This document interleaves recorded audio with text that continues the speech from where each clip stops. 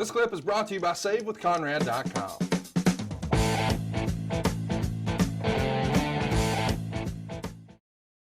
Let's wrap things up with a little word association from Chris Hansen.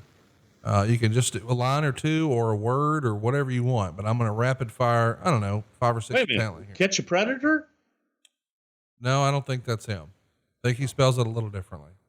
Damn. But just in case, why don't you have a seat over there? Okay. Skandar Akbar.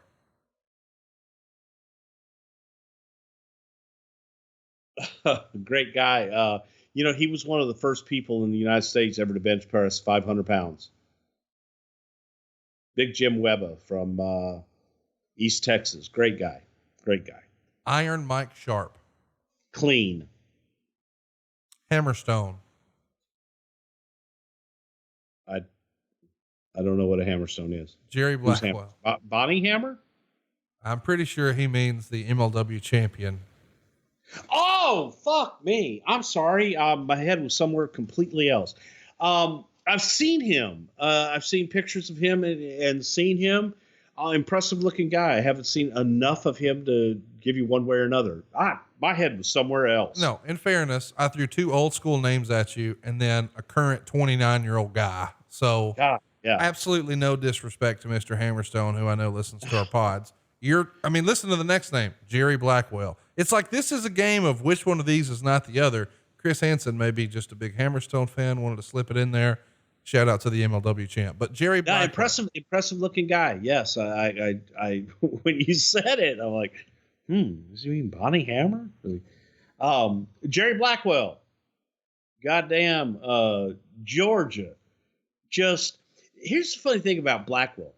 Until I actually met Jerry, and I only met him on 2 different occasions, I thought that he was this big, huge guy.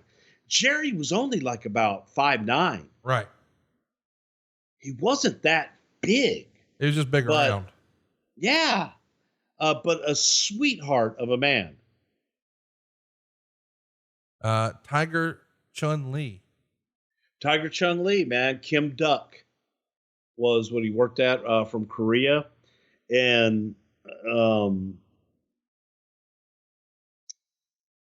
Kim used to, in the old, now I'm going back to like 1975, maybe 74. I was a kid, young kid, but Kim Duck always had some of the most beautiful girlfriends I'd ever seen in my life. The Great Muta. Met Great Muta one time in New Haven, Connecticut. Pat Patterson and I went to an NWA show and just said hello to a few of the boys. I'd never met Muta before. Gary Hart was there, and Gary was afraid that we were going to try and steal Muta, but just said hello to him. Super impressive. I thought that Muta was absolutely unbelievable in his presentation, and I think that should have been much bigger. Let me ask, why didn't we see Great Muta in the WWF?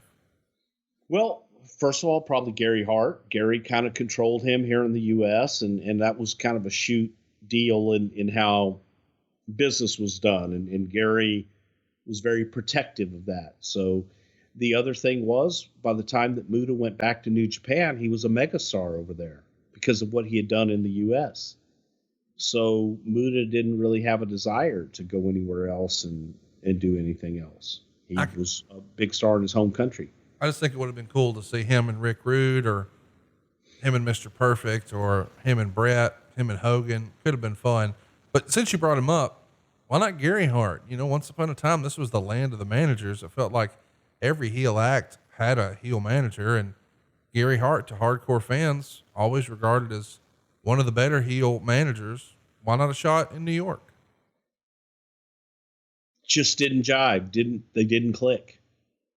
They being Vince and Gary? I think Vince and Gary just didn't click. And plus, you had Gary, who really enjoyed being in charge. Gary liked booking in Dallas, and Gary liked his position in Georgia. He was a top guy. Thought Gary Hart was very creative. Gary was always really good to me and very nice to me. So I got nothing bad to say about Gary Hart. Plus, I thought he was just a fucking awesome manager. Do you think that's a nice way of saying he was too headstrong to work for Vince? Gary was too headstrong to not. Yeah, fuck nice. He was too headstrong. I told this story recently. The creative ways that you think of now that are people would think were silly that Gary used to do, but Gary would do this angle where he would talk about Gary would be barred from the building. Okay. So the spoiler has got to wrestle Jose Lothario, but manager Gary Hart is barred from the building because Gary had interfered in all their matches. So Gary would cut the promo the week before. It's like, just because Gary Hart is barred from the building doesn't mean I can't buy a ticket, Paul Bosch. Doesn't mean I can't have a flashlight and sit up in E3 with my flashlight. And maybe I'll shave my mustache so nobody's going to recognize me, put a baseball cap on like all these common people out here. And the spoiler and I have worked out cues that I can tell him. I can communicate with my man through a flashlight. I don't need to be ringside. So the next week, people all over the arena came with flashlights. And so when the spoiler and when the match started, people are all flashing their lights and spoilers looking out into the arena and like pointing and going, is that you, Gary? Okay. And everybody, then it's like, oh shit, is that you over there?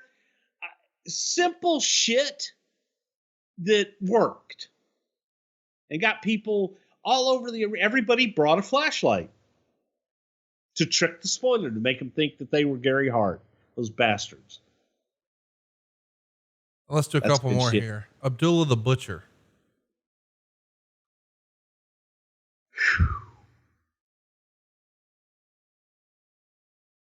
Nasty. Really? Abby, do you ever do this restaurant? No.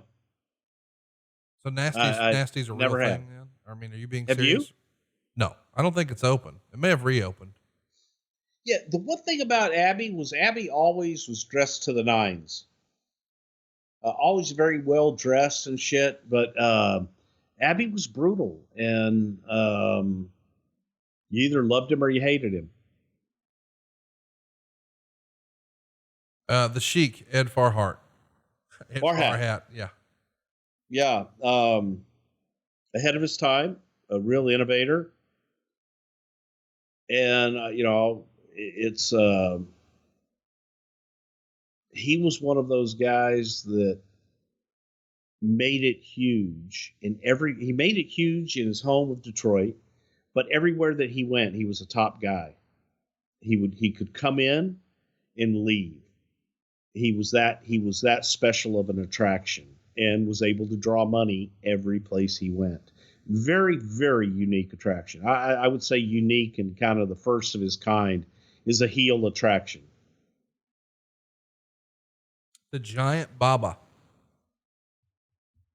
Overrated. Really? Yeah. I just, going over meeting with Baba and that whole fiasco, we've talked about it before on the show. I didn't feel that Baba had a lot of respect for anybody other than himself. And maybe, I just had a bad week with the guy, but, wasn't really impressed. Plus, I don't feel that he treated us very well. And yeah, I just felt he was overrated. What about Antonio Inoki? Antonio Inoki is one of the greatest promoters ever. And when I say that, I look at self-promoter. Inoki working himself into the deal with Muhammad Ali. Inoki working his way into the Japanese Senate. Inoki and the stunts that he pulled with Tiger Jeet Singh. Inoki was a great promoter because he knew how to get outside of the box and stay over for many, many years. All right, last two here. Buddy Rose and Doug Summers.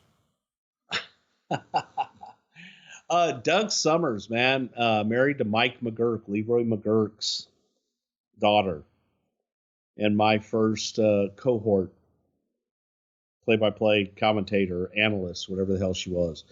Super sweet lady. Doug was the stereotypical journeyman wrestler.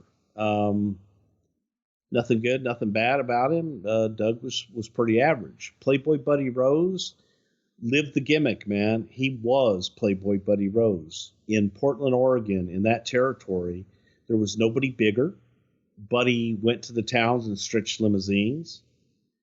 Buddy flew in private jets and snorted more cocaine than anyone should ever be allowed to do.